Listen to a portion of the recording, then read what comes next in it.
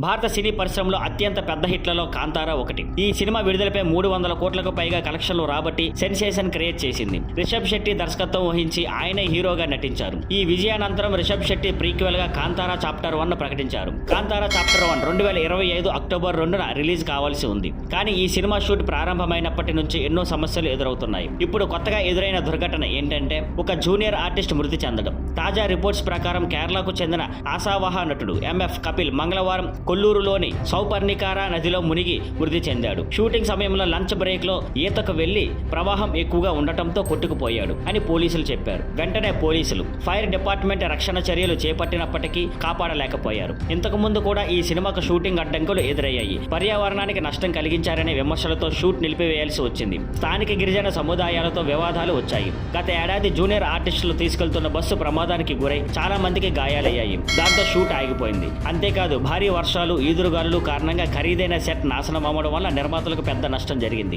ఇన్ని సమస్యల మధ్య కాంతారా చాప్టర్ 1 జట్టుపై సినిమా ఏ విధంగా సకాలంలో రిలీజ్ అవుతుందో చూడాలి. Thank you for watching. Please like, share and subscribe.